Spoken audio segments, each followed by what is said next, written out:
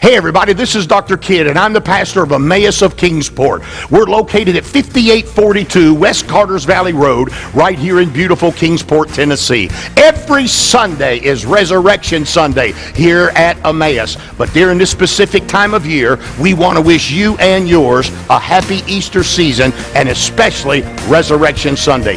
You cannot explain the services at EMAs. You have to experience them. Come and visit us. We're looking forward to meeting you. Hope to see you soon. I want you to help me make them welcome right now because we love all of our listening audience and we thank God for them. So I've directed your attention to Job chapter number 3. I want you to look in verse number 20 with me. Job chapter 3 verse 20. Wherefore is light given to him that is in misery, and life unto the bitter in soul. Now, if you will look at that verse very carefully, there are two results of misery being in a child of God's life. Number one, it can lead you into darkness, which is away from God. Second of all, the Bible said that it can also lead you into bitterness.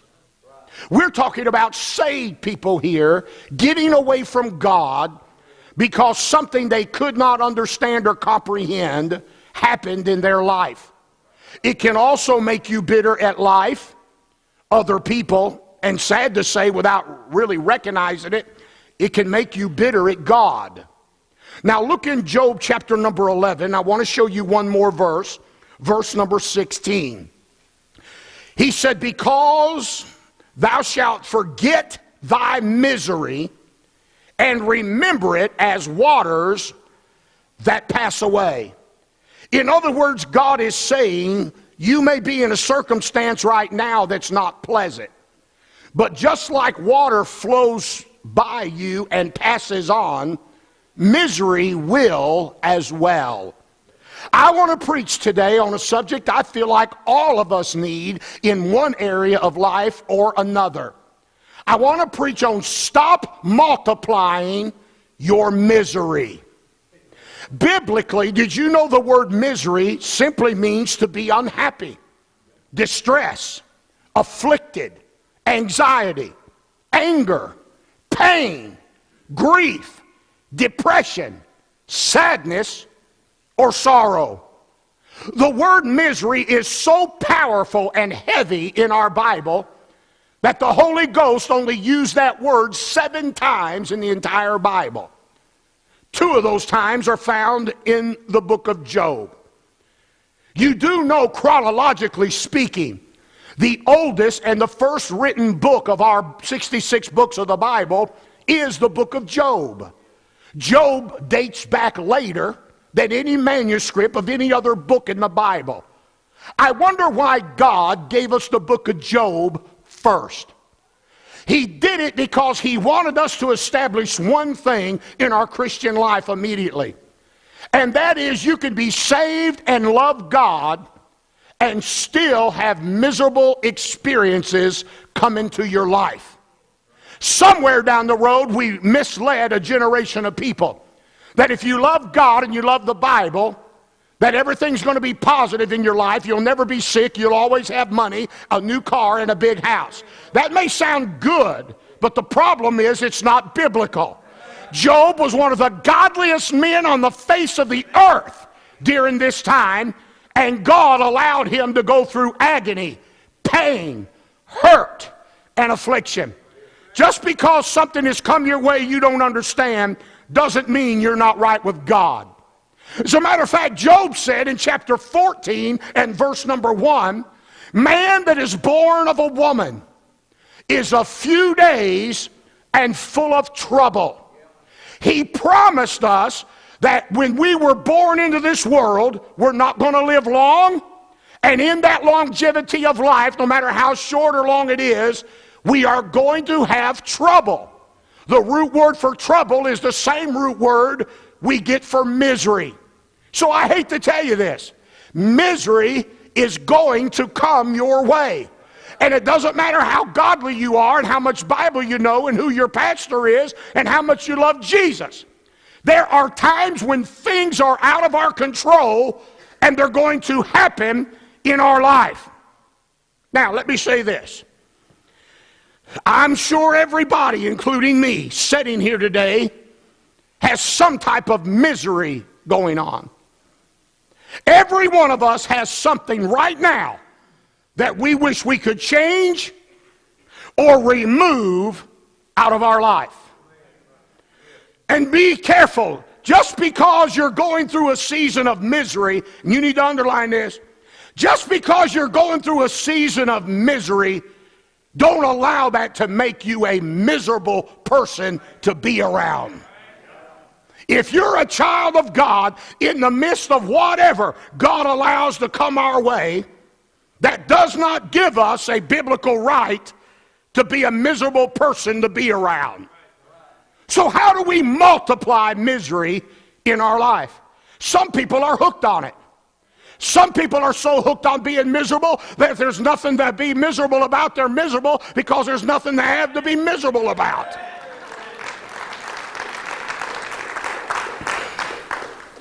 But are you aware of the fact, and I thought about this, Brother Lee, the other day, outside of the original creation of God, back in Genesis 1, think about this. Outside of that day, since that moment till now, nothing can multiply unless it comes from a seed. No tree multiplies without a seedling coming from that tree. No fruit multiplies without taking the seeds out of that fruit and replanting it. Matter of fact, the human birth is a result of the seed of the man and the seed of the woman. The fact that you're here today is proof of human seed. Even in the new birth, being born again, life is not given without a seed. Being born again, not a corruptible seed, but of incorruptible, by the word of God, which liveth and abideth forever. So I've learned something.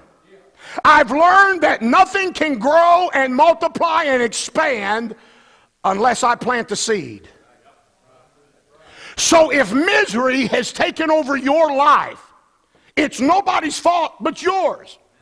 Because you're the only one that can plant the seed in the vineyard of your life and allow it to grow and expand and multiply. It may have started out small, but now you've allowed it to grow and take over your life, take over your joy, take over your zeal for God, and now you're miserable.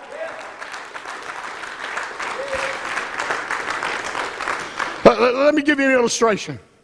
You may plant just one seed, but one seed never produces just one plant. Let me illustrate. One ear of corn has 800 kernels on it, 16 rows. If you don't believe me, count it. 100 bushels of corn is approximately 4,000 ears of corn. 4,000. If I took every one of those kernels and planted it, those 4,000 ears of corn are going to grow 7,280,000. You can start with one kernel of corn and it automatically begins to reproduce and expand. The average stalk of corn has 2 ears on it. So if one seed produces a stalk, and I can get 1,600 seeds off one stalk with 2 ears. As a result of one seed, I have now got 1,600 times as much produce because I planted one seed. Marijuana is the same way. And look at everybody nodding their head. Yeah, see, that bothers me when you do that. Everything you take one seed, but it always produces more than what you put in the ground. Am I making sense? Now, if that is true with everything developing in the world today, you can mark it down that is true with misery in your life. As you're walking down the way of life, you say, well, I'm just going to plant a little here, I'm going to think about it a little bit over here, and I'm going to talk about it a little bit over here, and I'm going to lose a little sleep about it over here, and I'm going to get bitter about it, and you're just thinking you're planting a little seed here and there. Then all of a sudden one day, Brother Chris, you turn around and you see that you have overgrown and been overtaken by nothing but misery. Now, I can preach this all I want. I can scream it all I want. But you are the only one that can stop negative things from multiplying in your life. I cannot do this for you. And if you're content being miserable and making everybody else around you miserable, then help yourself. But I don't want to live like that. Jesus came that you might have life and have it more abundantly.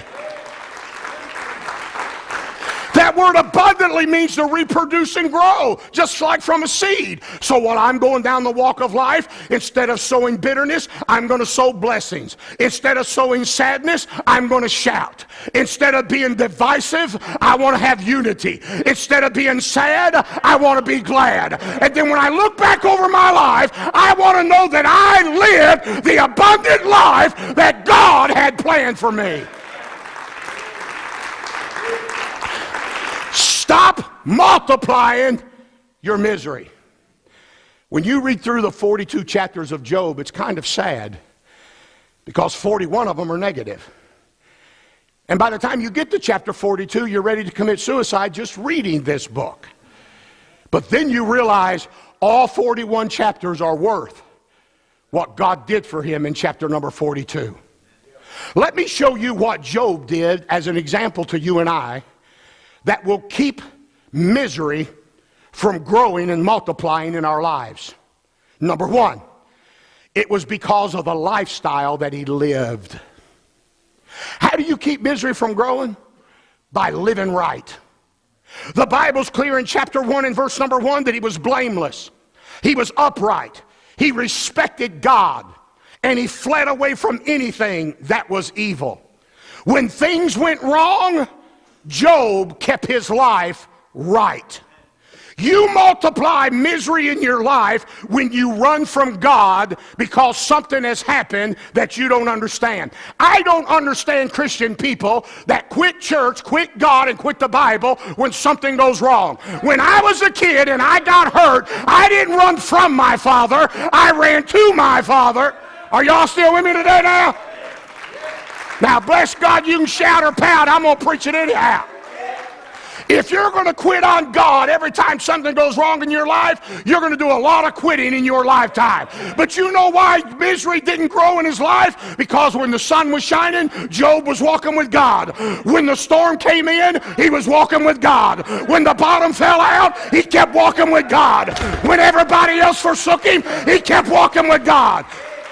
You know how you keep misery from growing? You walk with God whether everything's right or everything's wrong.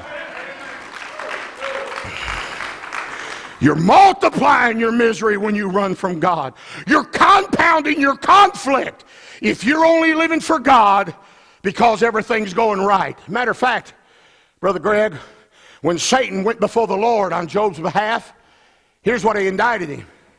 He said, I'm going to tell you why Job eschews evil and loves God, because of what you've done for him.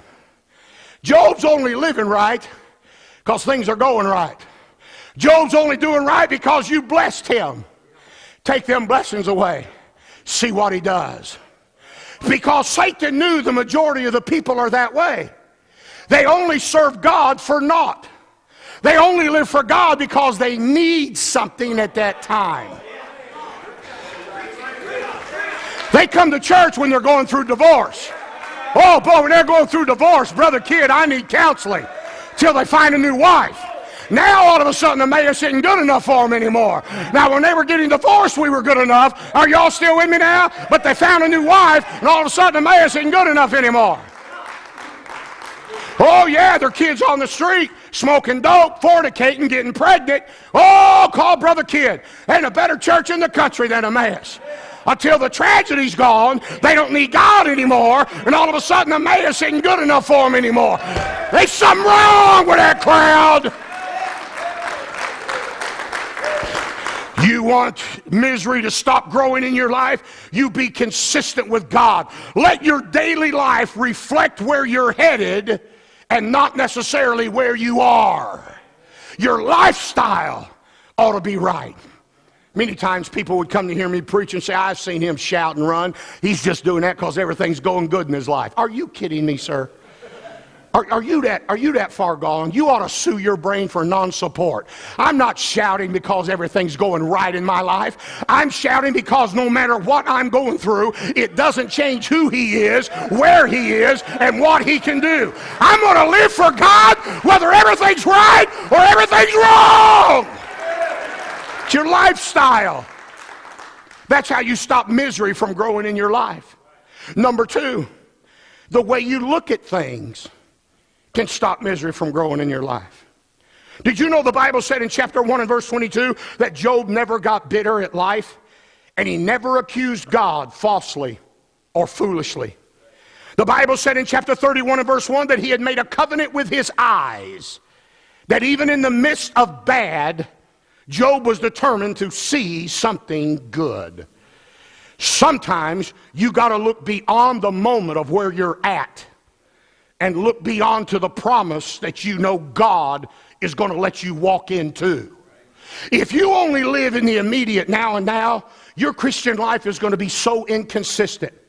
But when I'm going through the low times in my life, that's when I look at the high times and I say to myself, God didn't bring me here to leave me here. And the deeper this thing goes, the higher the mountain is going to be. Now, I don't feel like it now, but I know God's going to deliver me. He's gave me a promise to not forsake me. And I'm just going to look at what it's going to be when I get out of this mess. Now, even Jesus illustrated that in his life. The Bible said in the book of Hebrews that when Jesus went to the cross, here's what the Bible said. He endured the suffering and he hated the shame. He hated the shame of the cross. It was a painful thing to be crucified. It was a hurtful thing to be mocked. Can you imagine what it felt like to be stripped naked in front of men, women, and children? Beat beyond recognition, hung on a rugged cross. There's nothing going on at Calvary that'll make you shout, I'll tell you that much. But here's what the rest of that verse says. But for the joy that was set before him. What was the joy that was set before Jesus when he was on the cross? It wasn't the howling mob. It wasn't the forsaken disciples. I believe God allowed him to journey down through the tunnel of time and see sinners like you and me sitting in Emmaus Baptist Church in 2019. And that joy was set before him, and it got him through what he was enduring. Are you listening to me? Sometimes when the bottom falls out, you just remember there's a better day coming. Sometimes when you don't feel like it, you remember there's a better day coming. Someday God is going to bring us out.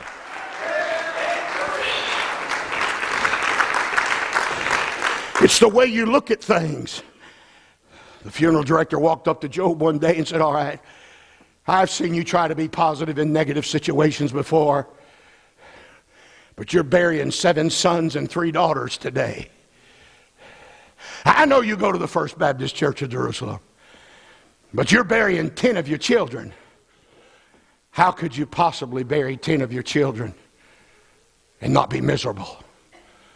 But when the newscaster handed Job the microphone in chapter 1 and verse 21, he said, what have you got to say now? He said, the Lord has given and the Lord has taken away. Blessed be the name of the Lord. I tell you, nothing makes hell tremble anymore than for a child of God to be going through agony, going through pain, but yet lift his hand up out of the ashes and say, I serve a good God. Oh, I'm telling you, it doesn't matter what comes my way.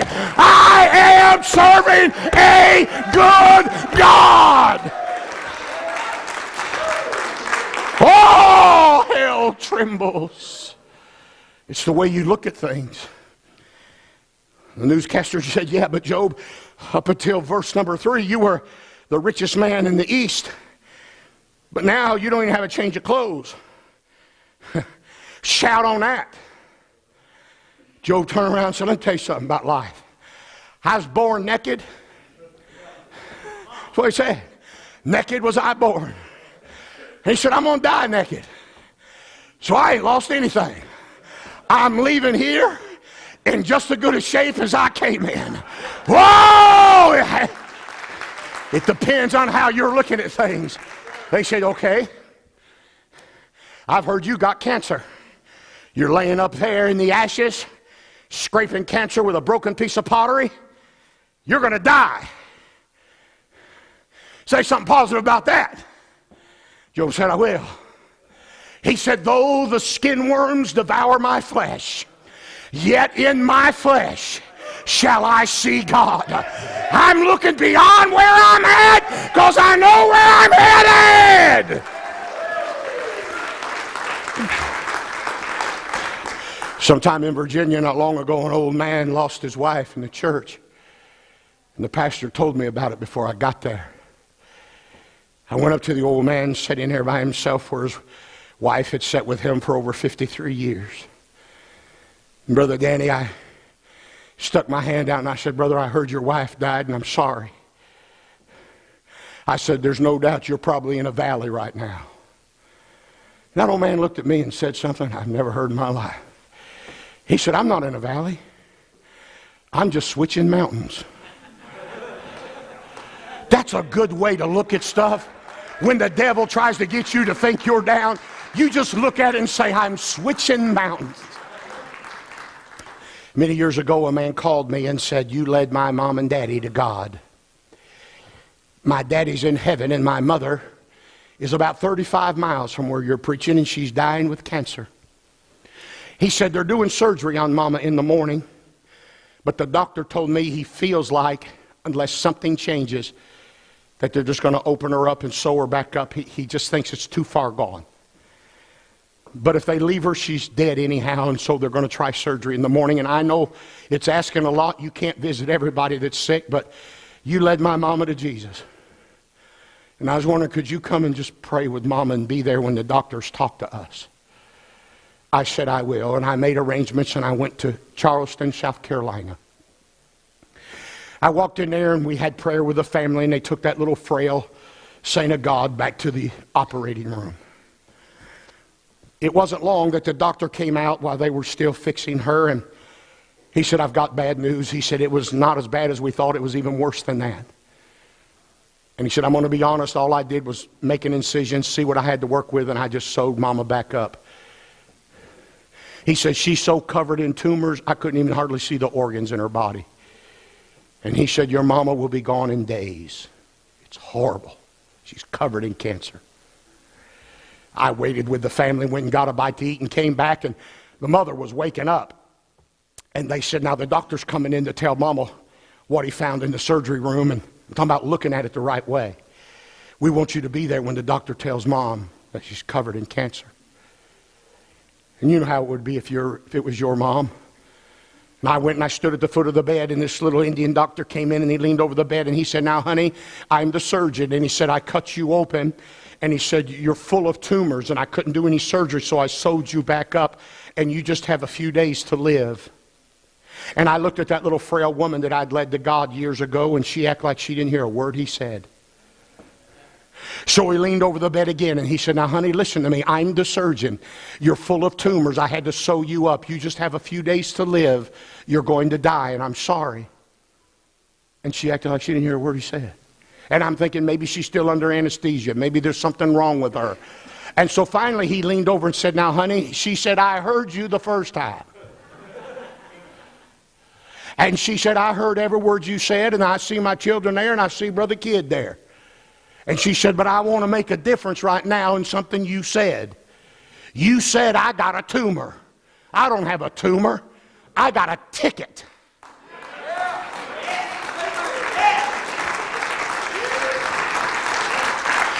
He said, you got a what? She said, I got a ticket in me. He said, what do you mean? She said, we all leaving here one way or another. Cancer's my ticket to get out of this body of pain and sorrow. I'm stepping into a new life. I'm going to be with Jesus. You saw my ticket. It's the way you look at things. Number 3, it's the people that you're listening to can multiply misery in your life.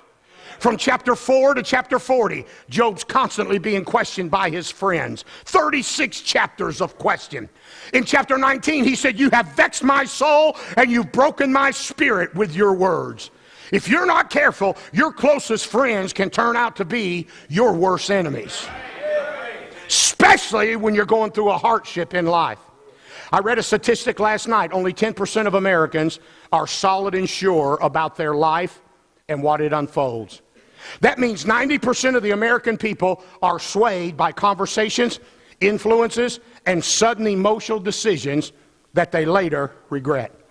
You remember the song we used to sing to our children? Be careful, little ears, what you hear.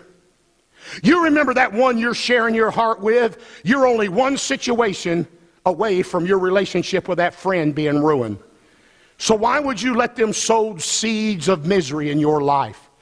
That's why I say to our young people, you need to determine right now that you're going to hang around with other young people that are positive, that have goals and ambitions and dreams and desires. You hang around potheads, you're going to be a pothead. You hang around a bunch of filthy mouth girls, you're going to be a filthy mouth girl. I know what I'm talking about. You start all that sexting and all that bunch of trash and Instagram and all that filthy stuff that goes on the internet. You start running around with friends that do that. It won't be long till they'll be having you do the same thing. You run around with kids that are drinking, they'll have you drinking. You run around with fornicators, they'll have you fornicating. You know how you keep misery subdued in your life? Be careful who you choose as your friends. Get around people that are positive, happy, excited, and love God. Number 4, and I'm done. Stop multiplying misery by things you got to let go of. You know, Job had a lot that he had to forgive, man. He had to forgive his billfold. He went from being rich to being a pauper. He had to show forgiveness about his babies. He buried 7 sons and 3 daughters at one time. He had to forgive his bride. When Job needed his flesh and blood to stand beside him, if Job ever needed a word from his wife, it was then. And through all the misery, she turned and looked at him and said, why don't you cuss God and die? That's hard for a man to let go of after his wife had said that to him. He had to forgive his buddies that had accused them for 36 chapters of not being right with God. And that's why the misery had come in Job's life. You know how some of you are multiplying misery in your life? Because something happened to you by somebody that you don't want to let go of. Don't tell me you can't let go of it. That's not biblical. Because we are overcomers through him that loved us. You can let go of anything. The problem is you love the misery it's producing by hanging on to it. That's why you think about it in bed. That's why you got to talk about it every day. That's why it's incorporated in your brain. That's why it's taken over your thought pattern. That's why every time you eat, that's all you think about. Every time you sit down and it gets quiet, that's all you think about. You say, well, you don't know my story. I was done wrong. You probably were. I don't even want to argue that fact. But as long as you don't let go of it, the person that did you wrong is controlling you through misery instead of happiness that you deserve in Jesus Christ. Now, I know I'm preaching to my people. I know I'm preaching to me. But I saw something I'd never seen before in the Bible, and I'm done. A group of people came to Jesus one day over in the Gospel of Mark, chapter 10, and they said, we want to follow Jesus. We want to be disciples. And the only thing Jesus said to them was this: you want to follow me? Pick up your cross. Pick up your cross. Come follow me. Seemed pretty simple. But nobody did. You know why they couldn't pick up the cross and follow Jesus, Brother Randy? Because when you pick up a cross and put it on your shoulder, it takes both hands to hold on to it. And the reason why they couldn't follow Jesus is because they had stuff they didn't want to let go of. Have you got something in your heart and life that you don't want to let go of? You say, yeah, but I tell you, I'm going to figure this out and I'm going to work. You're not going to figure anything out. You're going to waste your life multiplying your misery by sowing a seed here and a seed there. And when you get old and you're on your deathbed, you're going to be miserable. I'm closing. Don't think it can't happen to good people, by the way. When David, the great psalmist of Israel, God said 6 things about David that he never said about any other king in Israel. God said David was a man after my own heart. Pretty good testimony. Brother Jeremy, he said David served his generation. David's on his deathbed, and Solomon leans over the bed and said, Daddy, is there anything I could do for you? Is there anything you want? He said, yeah, there is. You remember when Shimei threw those rocks at me when I was going through that valley? I want you to make sure when he dies, his hair's covered in his own blood. And a man that loved God and was the sweet psalmist of Israel died miserable. If that can happen to a man of the caliber of David, you better believe that can happen to somebody such as you and I. You know what I want to encourage you to do? What I got to do. Let it go. Letting go doesn't mean you forget it. Letting go means you've come to the point in life where you don't have to talk about it anymore. That's what letting go means. Let's give the Lord a hand. Are you glad to be in His house today? These are the days of Elijah, declare